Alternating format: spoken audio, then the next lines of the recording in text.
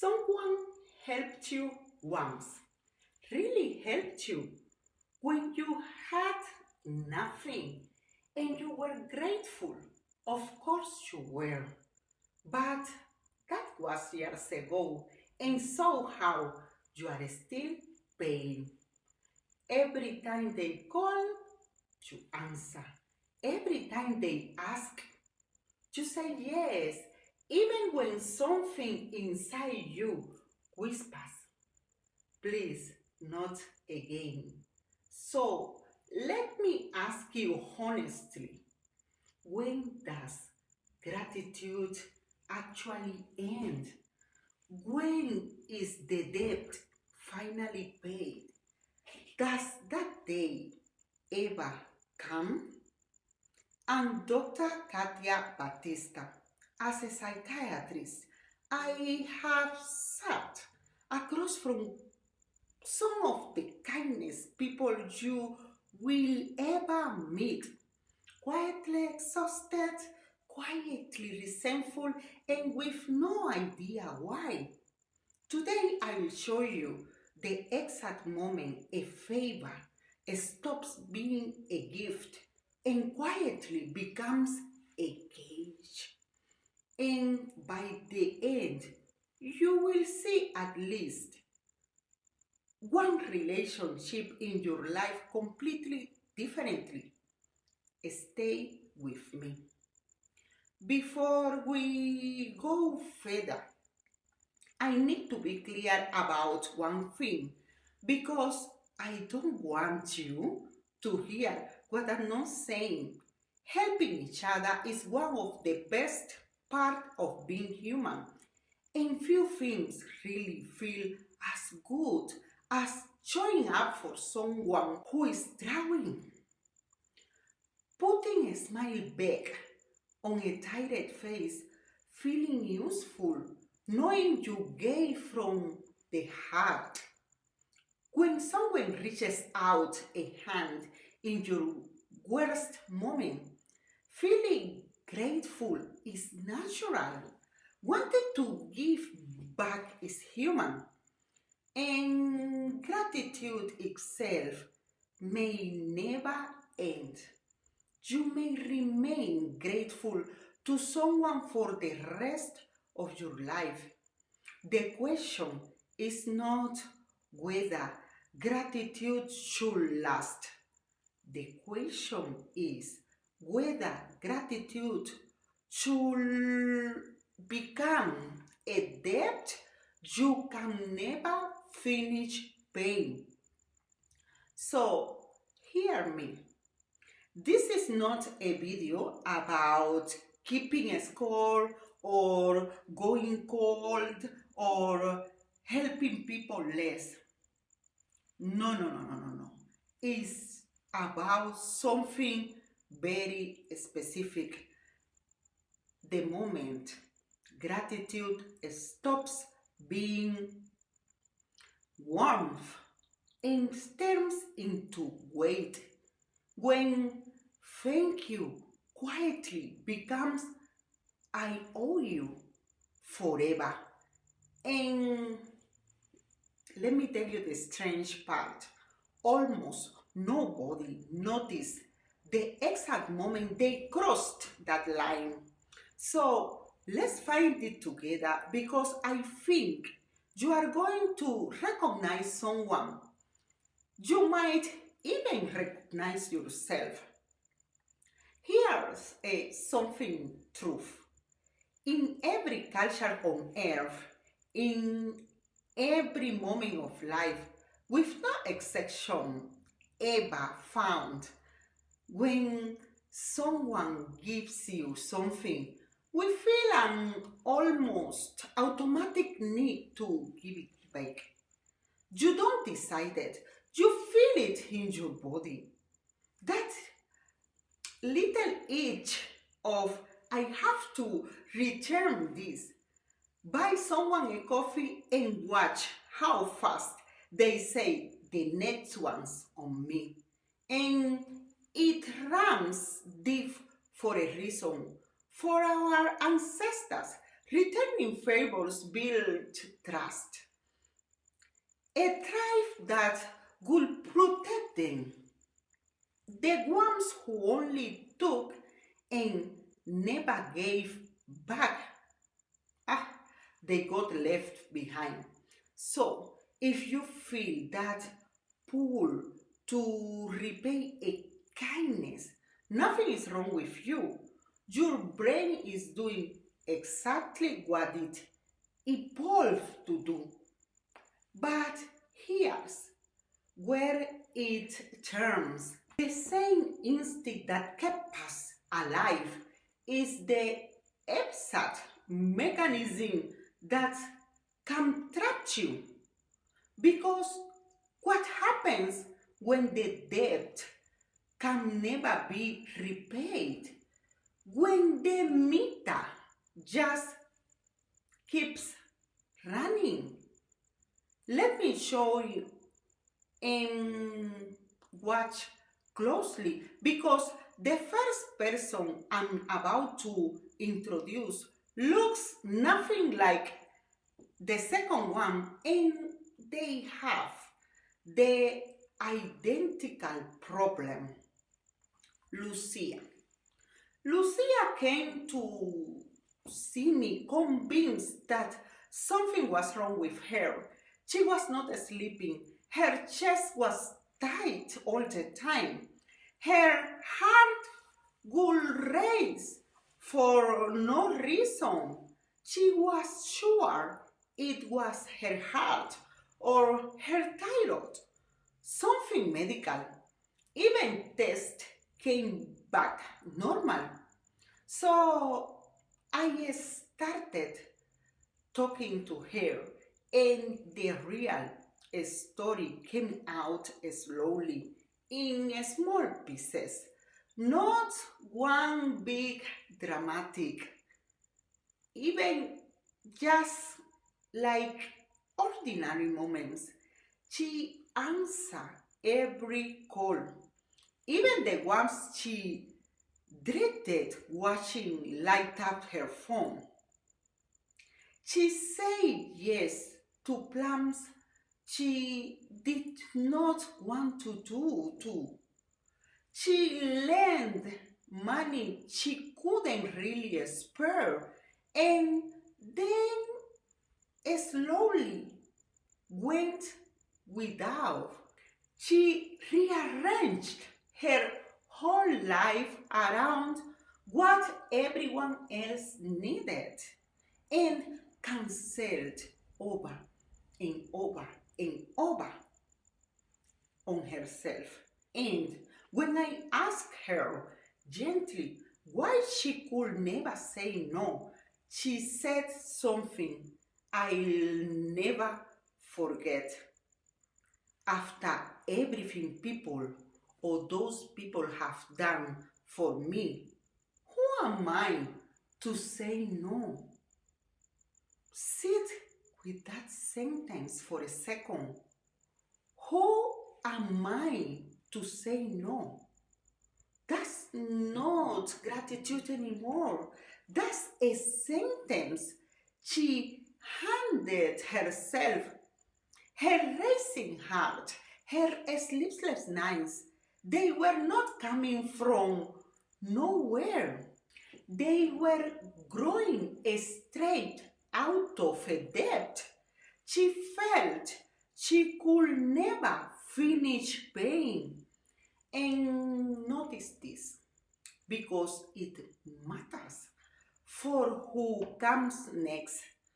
You probably picture Lucia as soft, fragile, easy to push around.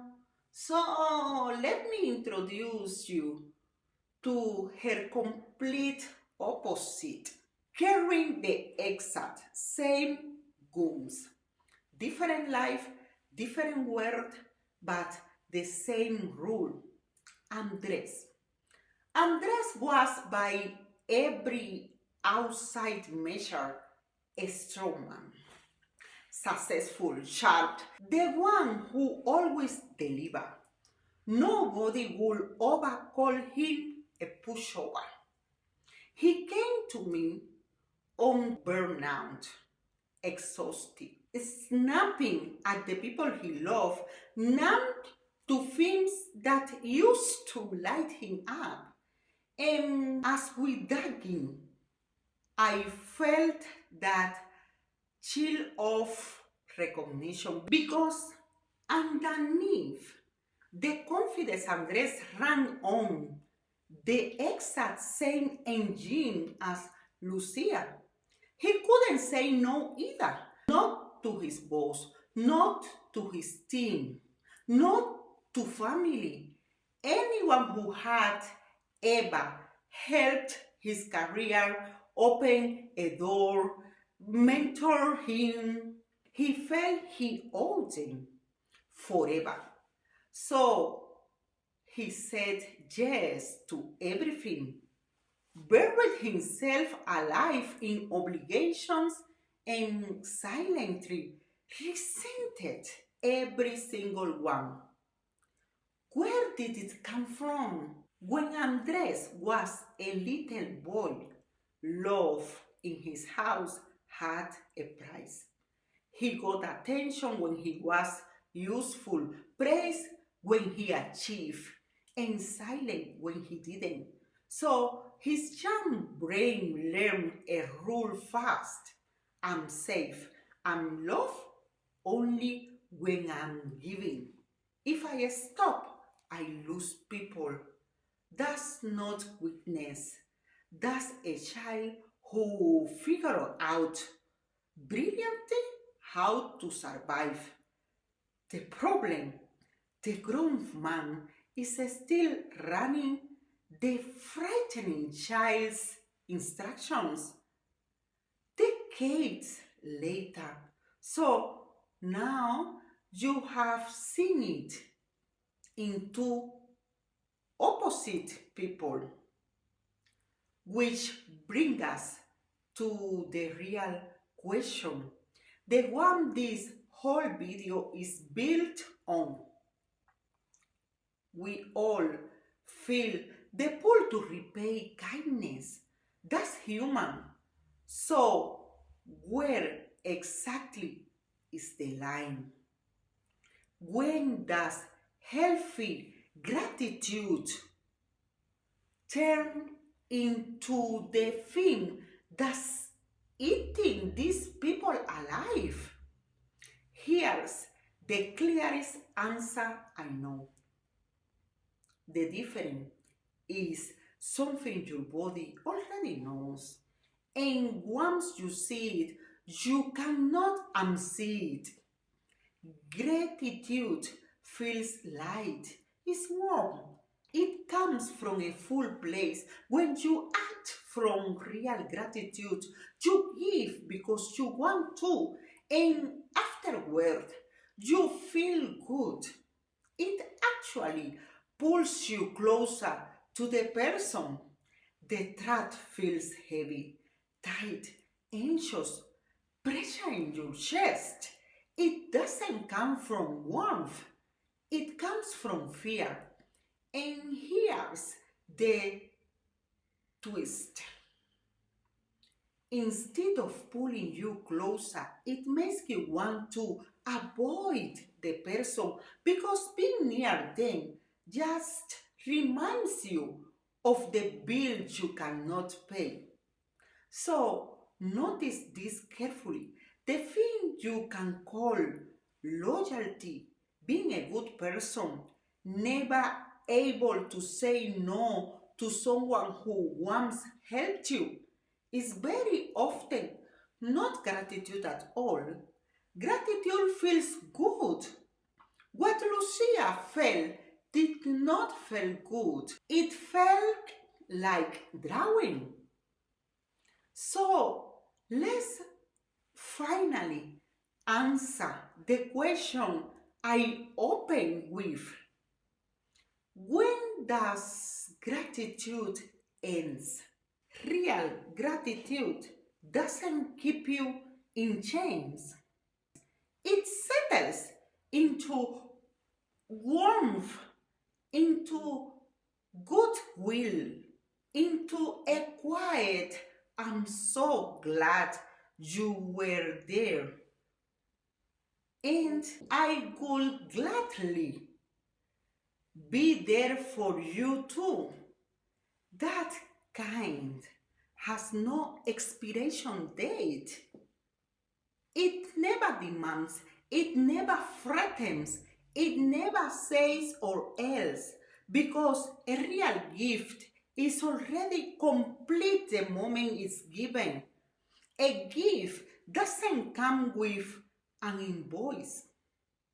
So, if a kindness is still sending you bills years later, then somewhere along the way it stopped being a gift. Now, I have to stop and say something, because if I leave it out, this video is only half true. Nobody is sending you a bill on purpose.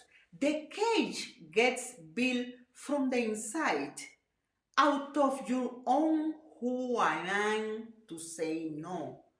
That's Lucia. That was Andres. That's most of us. But sometimes you will know if it is you. The other person really is running the meter. On purpose, sometimes happens, they bring up what they once did for you, dressed up as a joke, but lending like an invoice. They use that one old favor again and again as leverage to get what they want. And the people they do it to are almost never the careless one. They are the people with a conscience. The ones who would kneel down for anyone who was ever good to them. That's exactly who gets used. So, how do you tell the difference? Don't listen to their words. Watch what happens the moment you say finally no. Someone who gave you a real gift is glad when your life gets better. They can hear a no without it becoming a thing. But the person running the meter, they get hurt, they guilt you, they escalate, they make your no so expensive that you stop daring to say it. That's your test. Not what they say, how they react to your limit. And here's why this matters so much. You cannot control whether someone weaponizes a kindness. That part was never yours to fix. What is yours, the only lever you can actually hold, is learning to see it clearly and refusing to keep feeding it. So this was never about blaming you, and it was never about hating them. It's about finally seeing it for what it is. So, as a psychiatrist, let me tell you what's running behind all of this, because it connects straight to your mental health. Sometimes when a person, often a child, grows up somewhere, they cannot fight back and cannot run. They survive a different way by pleasing. by keeping everyone around them calm and happy and never angry. They become experts at reading everyone else's needs and total strangers to their own. And for someone built that way, saying no doesn't just feel outward, it feels dangerous, like safety itself is on the line. That's why just set a boundary is such useless advice. You are asking them to switch off an alarm that was installed to keep them alive. Now, the real engine, guilt. And here, you have to separate two things that feel identical from the inside. There is healthy guilt, the honest signal that you crossed your own values. And then there is the other guilt, which is not a moral flaw at all. It's just an old alarm going off because you are doing something unfamiliar. Saying no doesn't mean you did something wrong. It means the alarm is loud. And I want to be clear about something. This is not a mental illness. There is not disorder of owing people. This is a pattern, and that's the most important word in this whole video, because the pattern made complete sense once. It was the right solution to a real problem you actually had. But then, the trouble is you are still running it now in a life that no longer needs it. And a pattern that was learned can be learned differently. It can be changed. So, if you have recognized yourself, here's what I would like actually go you through.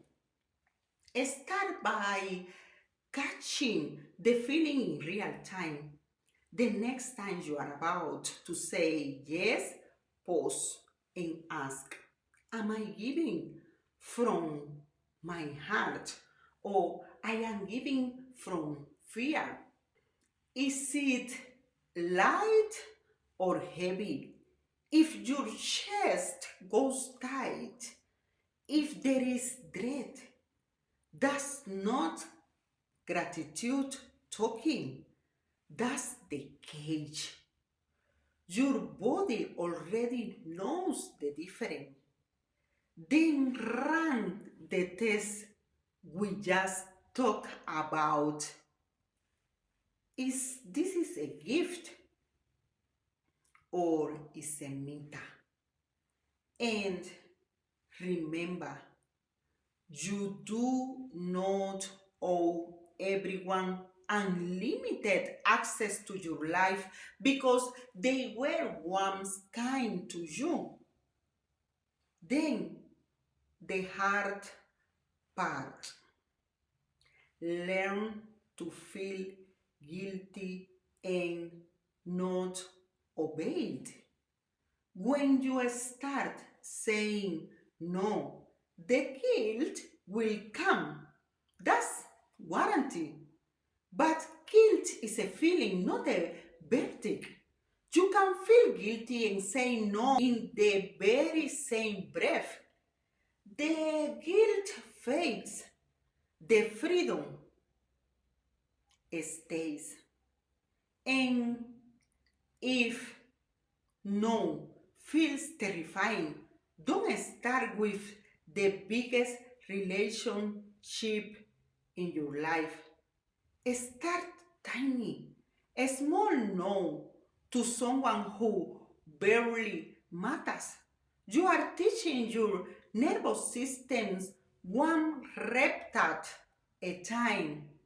I said no, and I'm still here. Nothing collapsed.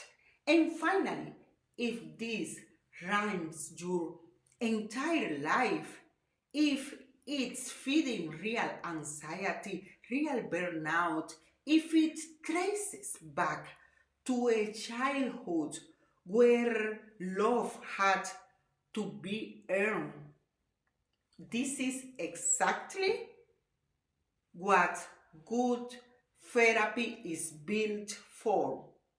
Reaching for that help is not one more thing you owe. It might be the first thing in a very long time that you do just for you. So, back to where we started. When does gratitude end? Now you know the real answer. True gratitude doesn't trap you. It does not so much end as it settles. That kind never weighs anything. The weight, the cage, the bill that follows you for years, that was never gratitude. Because a gift doesn't come with an invoice. And you are allowed to set down something that was never really yours to carry. You can be deeply grateful and say no. You can love someone and stop paying a bill that was supposed to be a gift. And you can keep being the generous, good-hearted person you are, but from a full cup by choice, never again from fear. This was never about ending gratitude. It was about ending lifelong indebtedness. And Dr. Katia Batista, psychiatrist, if you saw someone you know in Lucia or in Andres, send this to them. You already know who came to mind. And tell me, please, in the comments, have you ever felt trapped by a favor you could not stop repaying? I read every single one. Take care of yourself. I'll see you in the next one. Thank you.